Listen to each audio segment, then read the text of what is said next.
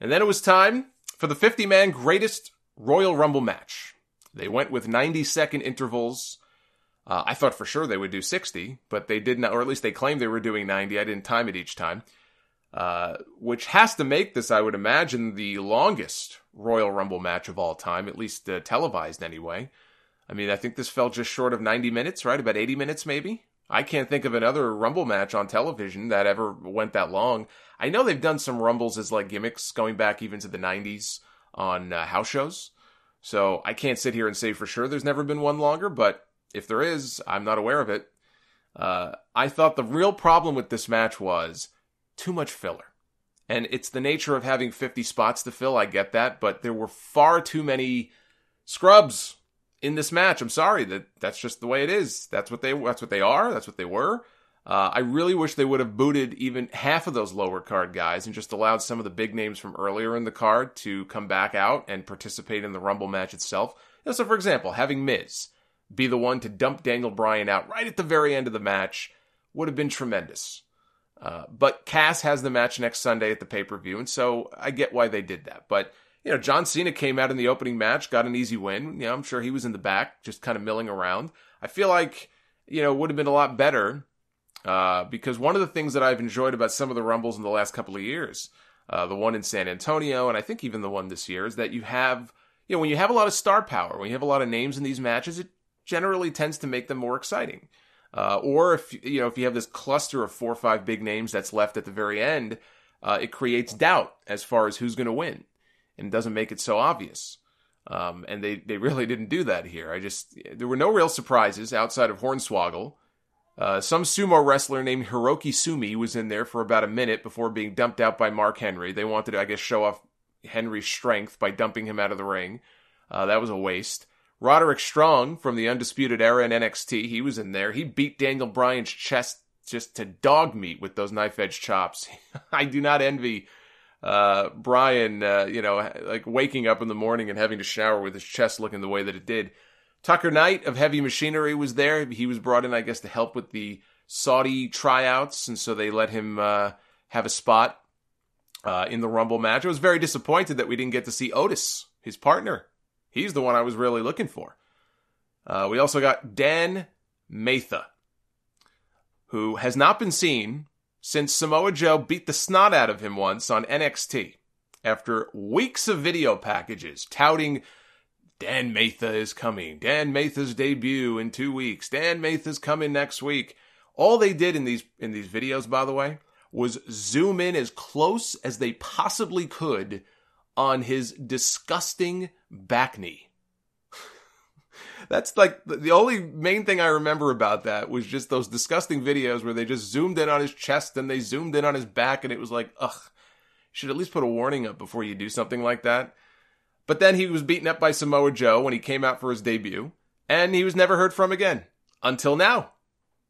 So we had him in the Rumble match, and then we had Babatunde, I believe is how you pronounce it, right? Babatunde Ayagbusi, who is signed with NXT. He's been signed for a couple of years now. He once played, he had a cup of coffee with the Minnesota Vikings, apparently. He's also 6'10", so he's a big boy.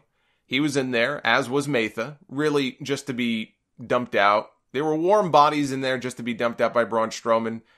They were running up the record for Braun for most eliminations. So that was the purpose they served being in there. Still, you talk about scraping the bottom of the barrel for this match. I mean, come on.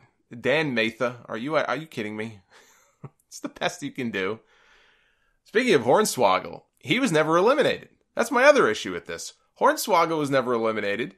Neither was Shane McMahon, which logically only means one thing. We have to have a 3-way on TV this week. It's got to be Shane McMahon, Hornswoggle, and Braun Strowman. But no, I mean, Hornswoggle went through the ropes at one point to try to climb up to do the tadpole splash, and he got kicked off the apron and landed on the floor. He never actually went out over the top rope. And Shane went under the bottom rope. He was laying on the apron for about 10 minutes, and at that point, he climbed up top. That was when Strowman caught him, and he threw Shane to his death through the announce table, which was a great spot. But Shane never went out over the top rope. So they were just ignoring the rules left and right all night long on this show. So just be aware of that. Daniel Bryan opened the Rumble match. He was number 1. Him and Dolph Ziggler opened the Rumble. Sin Cara was number 3. We had Curtis Axel out at number 4. Mark Henry came out at number 5. Mike Kanellis literally came in and was out in about a second. They were arguing or claiming that he may have set the all-time record, which I believe belongs to Santino. Probably still does. But Kanellis came in and he was out very quickly. Then we had Hiroki Sumi, who I mentioned a minute ago. He was also out pretty quick. We had Victor of the Ascension, which really just pissed me off because that just meant that we were waiting on Connor to come out at some point. Kofi Kingston came out. The same Kofi Kingston who Xavier Woods on Twitter a few days ago said that his dream, his goal, is to see Kofi Kingston one day win the WWE Championship. He himself does not even want the title. He wants Kofi to have it. Xavier would be perfectly content living out his boyhood dream and winning King of the Ring.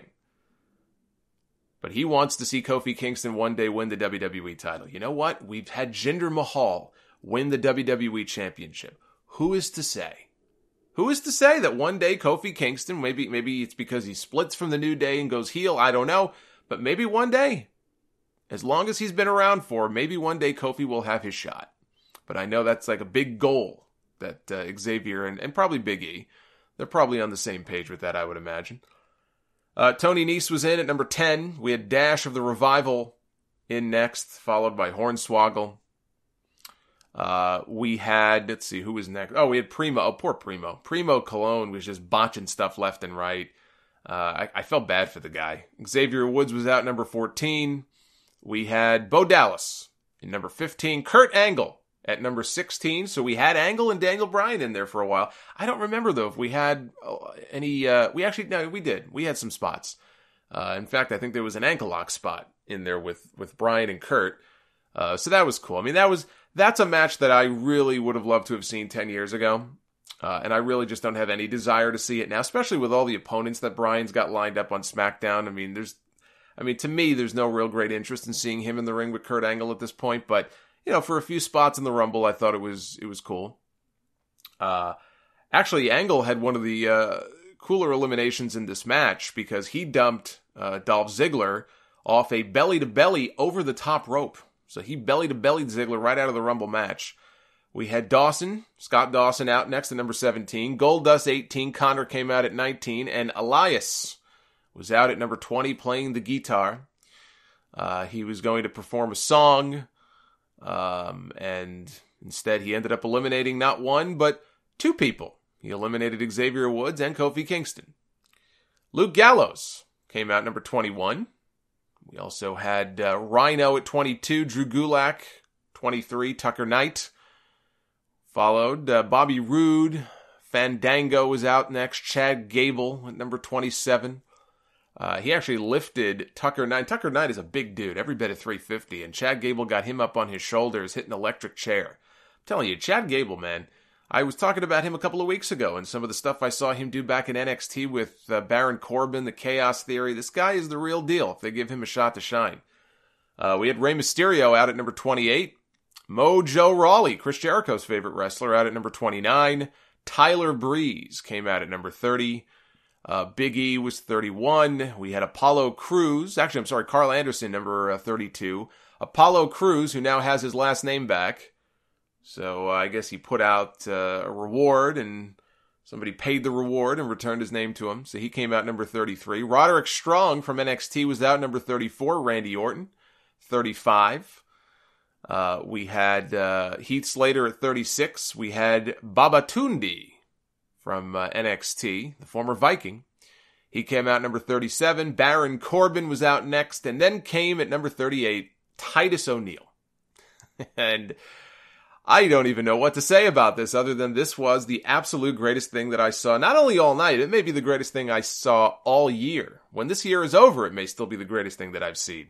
Titus O'Neil's coming out, and the announcers are not playing this up like it's a joke or anything. Michael Cole says, here comes the leader of Titus Worldwide, and not only that, but as Titus is about to hit the ring, they cut away.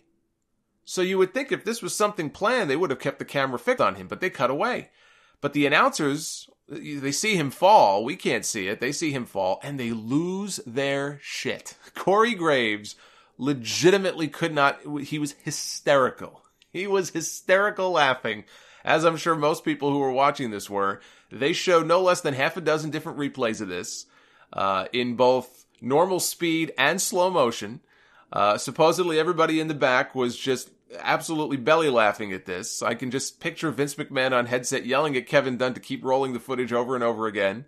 This is not something that Titus will ever live down, but I have to thank him because this will go down as the greatest botch and probably one of the most entertaining moments in WWE history. He tripped right before he was going to slide into the ring, but there was enough distance between him and the ring where he... And look, it could have been a disaster here because his head was pretty close to hitting the apron.